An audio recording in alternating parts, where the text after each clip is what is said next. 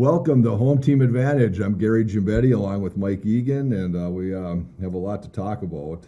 And our producer has to start filming some school productions, so we have to get going with this show. And Okay, we'll talk really fast, get through it really fast. We don't have to worry about anything we say. We'll go through it. we'll be done in 15 minutes. Okay, here's the schedule. Yeah. And we wanted to start the program off on a somber note because one of our three loyal listeners and viewers passed away just recently, Kerry Stadahar, and 28 years old, and I was wondering where he was at Super One for such a long time, and nobody couldn't. I didn't ask anybody. Maybe you did. I don't know. I didn't. No. But we found out that he had passed away. My wife actually texted me when I was out for my walk, saying it was posted on Facebook that he passed, and we just want to wish condolences to his family for that, because he's way too young for something like that to happen. Well, when he gets upstairs, the guy will hand him that Green Bay helmet. He'll be happy. Yeah, it was always a pleasure to talk to him. See Kerry at the store. I mean, he'd talk about the Packers. Yep. He'd ask me about the Vikings, and we talked about golf because I know he was starting to get into golf. Yep. And played a lot of it. I think he played a lot of it. So, unfortunately, he's no longer with us, and it's a hole. I mean, there's a gaping hole there. I mean, it's too bad I won't see him again, and that's unfortunate. Unfortunately, he couldn't beat the cancer, and it's a terrible, terrible disease, and again we miss him. We miss talking to him. So that's right. And I mean, obviously, there's been a while. No, I won't even get into that. I know a lot of other individuals that passed since the last time we've had a show too, but I don't remember. I mean, Craig, I think Leah Broughton passed away, and then there was somebody else. Bukovic, Mike Bukovic passed away, and so we send out condolences to those families too on losing their loved ones. So. All right. Well, and how do we rebound from that one? But getting into the high school sports, the Hibbing baseball team has 3 games, or will have 3 games this week. They played Superior on Tuesday and won, I think 11-3. Then they played Duluth Marshall yesterday and lost 9-2. Yeah. Marshall's ranked the number 1 team. They're the number 1 ranked team in the state in Class 2A, and believe me, they look like it. Yeah, I mean they their first hitter had a 2-strike count on him, and then he laced a double to left-handed hitter, and I think it was off the wall. And then the next guy walked, I think. Then it looked like we might get out of the inning because the next guy hit a ground ball to third and got the force out. And then I think they got another out after that. So there was there was a ground out which moved the runners up to second and third. And then with 2 out, I think they got 2 or 3 straight hits. After that, started out 3-0, and that was going to be it because their pitcher they had out there was very good. Now, it wasn't that he wasn't hittable, but he commanded the strike zone very well for a high school kid. For a high school kid, who was very good. And I heard they have another kid on that team that no-hit Grand Rapids. Ooh. And he's clocking out, I think, at 92. Oh, wow. And I don't think this is the kid, but I don't know for sure. Yeah. But somebody said, I think Eric Rewerts who's up in the press box doing the scoreboard, was saying he's a left-handed pitcher, and they had 3 outfielders that were left-handed throwers. So it must have been one of those 3 that did that to Grand Rapids. So unfortunately, we didn't get to see him yesterday. But the positive thing is Hibbing has been seeing a lot of very good pitching lately, and that's only going to help them as they get into the playoffs. So I assume that playoffs got to be starting pretty soon, though, with the. They'll start next week. I'm pretty sure it starts next week. And the other thing that was brought to my attention was last year, and I don't have the numbers exact, but let's just say last year the Hibbing's offense scored 40 runs through a whole season. And they had trouble hitting the ball last year. This year, I think they're up in the 80s with the runs scored. So that the bright spot is that this team is a lot better hitting team. And now last year, they were all sophomores and maybe younger. Yep. This year, they're juniors and sophomores, and they have that year of experience. So the offense is coming around, but it's not like Marshall's offense. I mean, those guys, I don't know how they do it. I mean, it's totally boggles my mind as to how a team can hit like that. I mean, are you doing the same drills, in practice? I don't know. I mean, I don't know how you feel about it. I mean, you didn't see it, but I mean, it's got to come down to the quality of the athlete that's doing the hitting too. Well, and they're all big kids. Yeah. And one kid got on first base, and even standing on the bag, Tate Swanson's our first baseman. The kid was like taller than him. Yeah, we just don't. We're not growing them. We have good athletes in this town, but we're just not growing them very big. I think I've told you the story. I'll take it real minute quicker. Years ago, when we brought our senior league team down to play in the senior league world tournament in Peru, Illinois. We get off the bus and our guys are, like 4 foot tall and 4'8", 5", and the team that they're gonna play, they pull up in their cars, get out of their cars, smoke, and got girlfriends. About 6'2", and our poor kids looked at it and went, "Oh boy, are we in trouble now?" Well, that's when you're in trouble when you see that. Now I know you're probably. I'm not exaggerating. You're not exaggerating with the girlfriends and the cars and the smoking? No. Okay. Well, I would. That's pretty. Well, they were a year older than the kids we had. Oh, 2 years older. All right. So they probably could drive then. I believe that part of it. Yeah. Well, I think in Peru, Illinois, they can do whatever they want. But they also now they play Grand Rapids tonight. If this gets on the air, they're playing Rapids here tonight. Rapids beat them, I think, 11-2 the first time they played them. So we'll see what kind of improvement they made there. But yeah, Marshall only has one loss all year, and Hermantown's the team that beat them, which kind of shocks me that Hermantown beat them 5-0. Now Hermantown's got a very good pitcher too. I'm sure that pitched against them, but hey, and I'm sure Marshall really. Well, it should be a tough role for them if Marshall and Grand Rapids and who was the other one you just mentioned? Superior. I'm glad I got to look at my name. Okay, I am. There should be some pretty good playoff baseball. Well, there should. I mean, obviously Marshall's 2A, so we don't have to worry about them. But yeah, 3A is going to be competitive. Yep. So I think any team could go from that, and I think if Hibbing gets the pitching, they can hit enough where they can. Outscore the opponent. That's all you got to do. That's all you have to do. And I keep joking with Zubic's about Tim and Chris about when are we going to find a kid that can throw 90 miles an hour? Wow. And I don't know how you develop that. I mean, I'm sure it's all technique and core muscle work, and I don't know. I that's why I'm not coaching. And being 6'2". Yeah, having some leverage. Yeah, that would be about it. Well, let's wish them luck. Hopefully they'll have a good game tonight and continue success till the playoffs. All right. Softball is already in playoffs. Yep.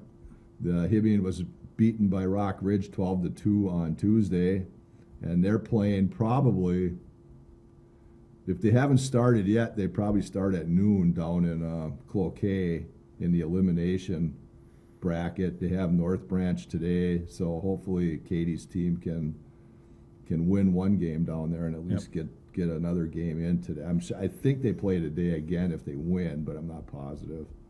I haven't looked at the draw that close. But we do have a reporter down there covering it, so he'll Clark Kent? Yeah, Clark. Yeah, Superman. After today, Or he's Jimmy gonna, Olsen? he's going to have to be Superman. No, Ben Romses is down Yeah. there covering because Rock Ridge is obviously playing.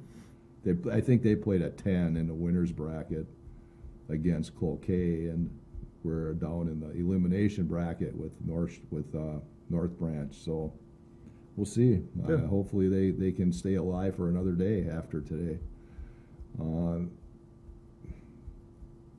Tennis had already had their team event last week, and Hibbing lost to Rock Ridge in the finals, 5-2, which at least they got 2 points off them. I heard he loaded up his doubles teams, all three of them, and he got, I think it was 2 doubles wins. Oh, okay. But Rock Ridge they're just too deep. I mean, now they're losing 7 seniors this year, so we'll see what happens for them well, they do next year? Yeah, so we'll find that out, but. So good for, congratulations to Gary on making the finals. I mean, we're always usually seem to be in the finals. It's another sport, along with swimming, that's very consistent every year as far as how well they do. So. And then the individual part of the tournament was happening, I think started yesterday down in Cloquet. I haven't heard anything, so I don't know who's playing singles or who's playing doubles. I'd assume Benny Galley and Isaiah Hildenbrand and would be, I don't know if they're a team or not, Keaton Petrick, and I don't know who the fourth would be, unless it's Tyler Fisher, would be all in doubles, because they're not gonna, in singles, you're not gonna beat the kid from Cloquet. He's too good, so you're not gonna waste or put somebody, I know I said the wrong word, but you're not gonna put somebody in there that's maybe has a chance for second place, but you're not beating the kid from Levon, I think his name is, Ethan Levon. So we'll see how they do. Hopefully Gary gets in touch with me today. Hopefully, last year they sent 2 doubles teams down there. Nice.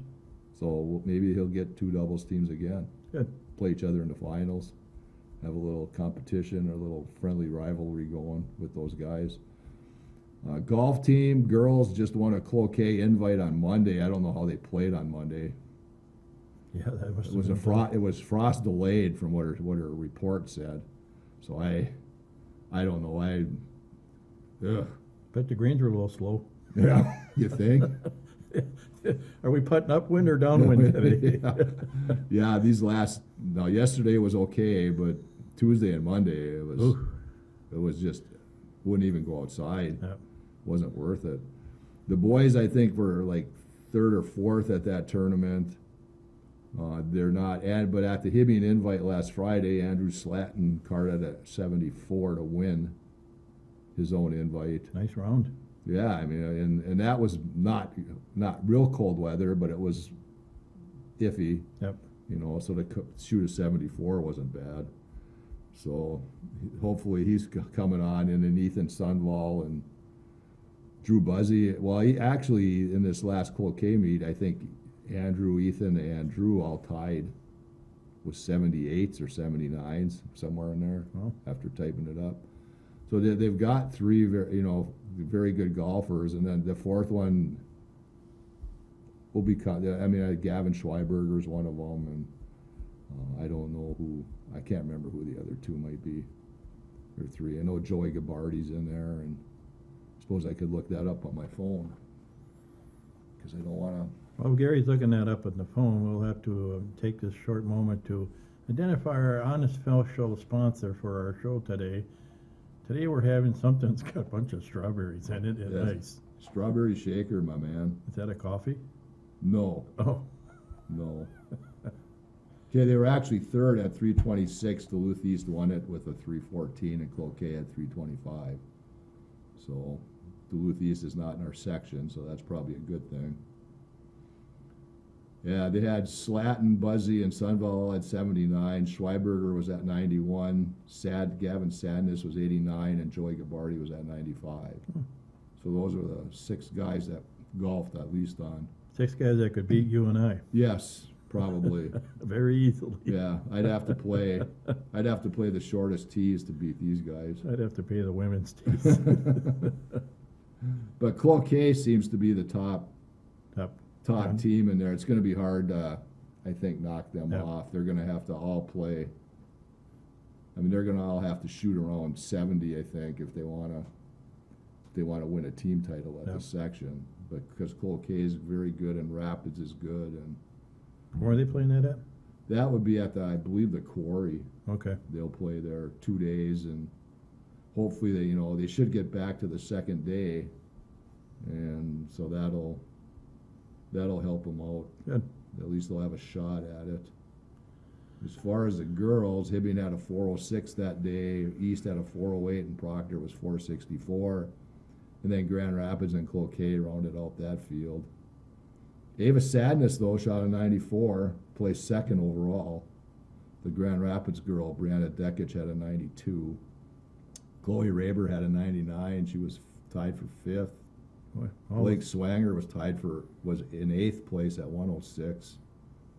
pretty close, though, as far as strokes. Yeah, Heidi Rash at 107 was in ninth. I don't want to leave. Ava Bugalis had a 112 for a tie for 17th. Iris Hendrickson. Those are my kind of scores. 22nd at 137. She probably doesn't want me to say that.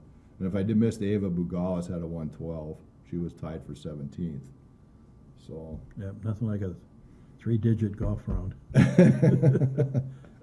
Well, it's not an easy course. I'm assuming Cloquet Country Club's not super easy. No. And on the conditions, and especially down there. Well, I'm not blasting the girls for having No, high no, scores. I I'm know, saying no. that's my score. No, I know, no, I know you're not blasting them. So, but yeah, at that course down there, off the lake, if the wind's coming off the Lake Superior, you're going to feel it in Cloquet.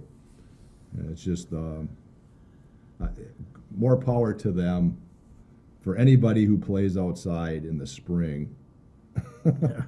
you're the toughest individuals around because it's not easy. I think at one time, too, they were thinking about the high school league about switching golf to a fall sport. Well, that would be probably ideal because you could probably play two sports in the. I don't know. We've never really had anybody here play two sports in one season, and I'd like to see that more often because there's some guys that should be playing baseball that aren't playing baseball, and whatever. I mean, and we had some kids transfer from sports over to a different sport, and maybe they could play both. I mean, that's.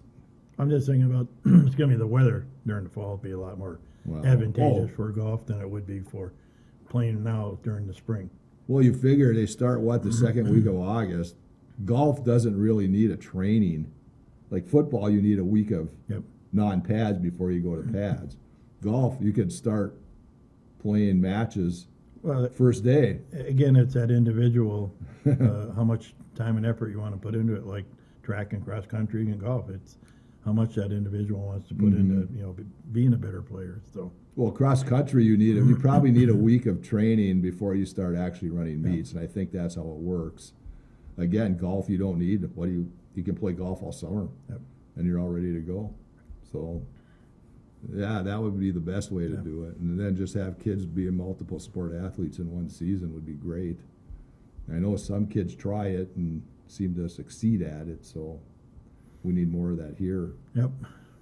I'd say I think we got everything covered for high school. I think so. College? Baseball? No, the college team made it to the Region 13 tournament. I think they were the third seed. I unfortunately nobody was communicating with me from there, so I didn't get a chance to do a story on them going down there. But they lost 2 games, one to North Dakota College of Science, and I think one to Ridgewater or something, or somewhere in there. I'm not positive on that one. But yeah, they did. This is Alex's first year as head coach, and they made it to the. Now Good. Bobby Danucci had built a pretty decent program during his tenure there, and Alex just is continuing it now because that was a good thing. They beat out Vermilion, I think, to get down there. So congratulations to them on making it to the tournament. And unfortunately, there's no female sports going on. No, not at all. I know they're looking for a volleyball coach. Got to find players first. Travis had too much on his plate and he couldn't handle it, so they have to find a volleyball coach. Haven't heard if they found one or not. I know I'm not sure who the girls soccer here in high school is looking for a coach. I think did they hire somebody that you know of? I can't, I know we hired a girls hockey coach. Well, I heard about that. Some Yep. McDonald. Yep. Okay, so hopefully, was it Phil? Yeah. Okay, I don't know him personally, but hopefully he Yeah. works out. Yeah, congratulations to him for getting the job. And I think Brittany Lindstrom got the soccer job, if I'm not mistaken. But I don't know if I should throw that out there. And I mean, it shouldn't be a secret, but No. but I think she did. I think she's been with that program for a long time. So if she got it, congratulations to her on that too. But more on that in the fall. It'll be here quick. Yeah, unfortunately. Oh, and hats off to our, they had the pop concert last night. The choir pop concert last night, and great turnout, a lot of people there, and from the reports that we received this morning from Ron, excellent show, very good. So Well, we have some talented another individuals. program that's really taken off at the school, and that's through the arts, and it's Mhm. really nice to see. So, but like you Band said, a and lot of, choir and drama, Yep. theater. Yeah, no, they do a good job. orchestra. Well, yeah, they had that concert and that went really well. My wife's been involved for so long that every year I keep hearing them getting better and better Yeah. every year. And the kids work hard, the adults work hard, Good. and so yeah, it's very there's always something to do in this town. You just if you know it's coming. All right, now we got to get into the other side of sports.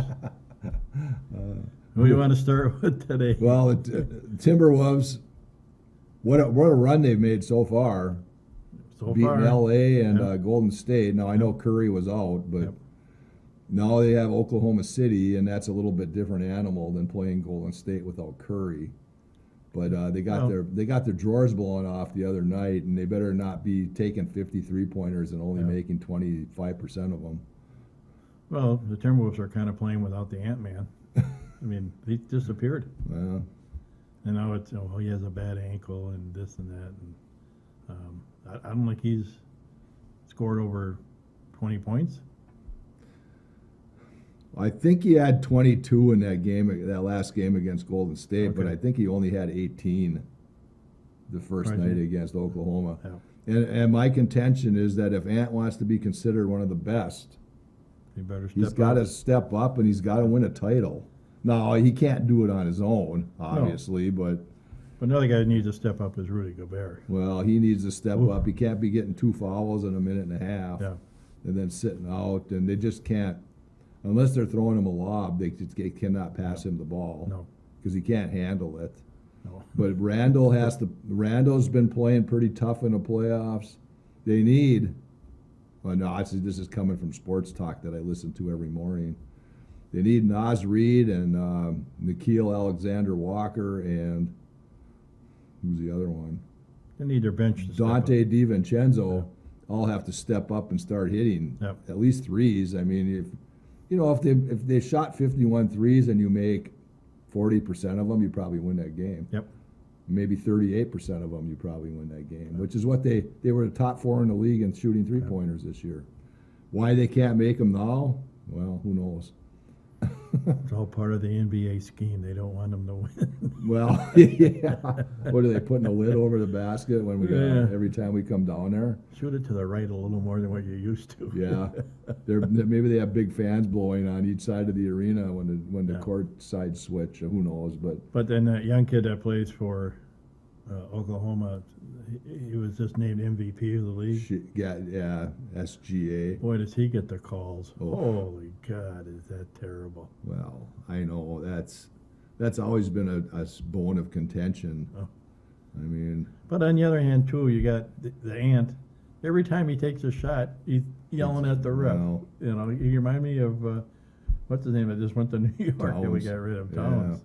But they got beat the other night too by Yeah. Indiana. So, But I don't know. They just need a better collective effort out of everybody. Their bench. Well, he plays 8. yep. They got to get all 8 guys to contribute. And this morning the talk was, should he go deeper into his bench and play a couple like that Clark kid and the kid from Illinois. Oh, Can't the remember rookie? his name. Yeah. Yep. And Dillingham, I think, is hurt, so I don't think he'll play. But Well, you can't blame Finch because he's done a heck of a Yeah, job. he's a good 2 coach. years in a row they've been to the Western Finals, so it says something. yeah, it is. All right, Minnesota Twins. Twins. Oh, yeah. Well, if you read my column a couple weeks ago, I had them irrelevant. Well, yeah, but like I said to Gary when I walked in this morning, I go, yeah, look at that. They win 12 in a row, and he buys a Twins hat. This hat I bought this hat last August, so it's not a year old yet. So Wait a don't. minute, you were gone most of that streak, so. Yeah, you- I was, yeah. Yeah. So Well, they look won at, yeah, but 13. they won, what, 14 out of 16 Well, it'd games? be 13 out of 14, and then it would be. They Wait, won- no. they Wait, split no. yesterday. 13 out of. They won 12 out of 14. 13. Yeah, no, they won 13 in a row. Was it 13 in a row? 13 in Oh, a row. wow. Then they lost One. one, so that's 13 of 14, and then they won, so that's 14 of. I can get Boy, my that math heavy confused. math is really Yeah, I coming don't know up. what's coming up. 14 of 16, and then they won, and then they did win. They won. They split with Cleveland yesterday. Yeah. So in other words, they're doing pretty good right Yeah, now. they're doing pretty good. They're above. They're 5 games over 500, Yeah, and in third place. no, they were in Second second place. place. But Detroit's obviously playing out of this world because Yeah. they're like 15 games over 500. So that's where the Twins have to Yep. get. But at least they picked it up. But now their 2 best players are Concussion. on the sideline Yeah.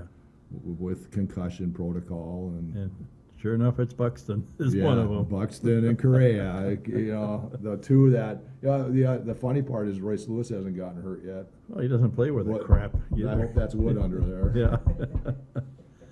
So, But he hasn't. He's only hit 1 home run, and he's hitting almost like 200 yeah. right now. So he's got to pick it up a lot, and I'm sure he will Yeah. as he gets more acclimated. All right, another show coming in. We'll talk about the Vikings when they pick up Aaron Rodgers. Again. So for Mike Egan, I'm Gary Giambetti. We'll see you again on Home Team Advantage.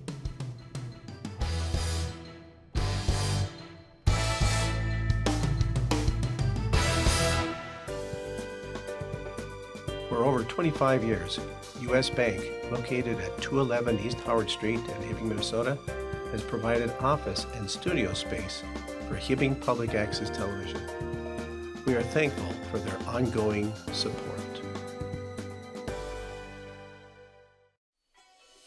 Up North Lettering specializes in embroidery and heat vinyl press applications, along with patches and letter jackets. For more information, call them at 218-966-7850. HPAT would like to thank them for their donation and support.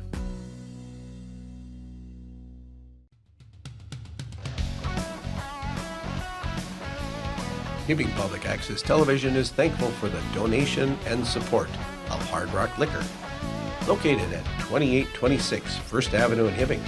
And remember, it's where the party starts.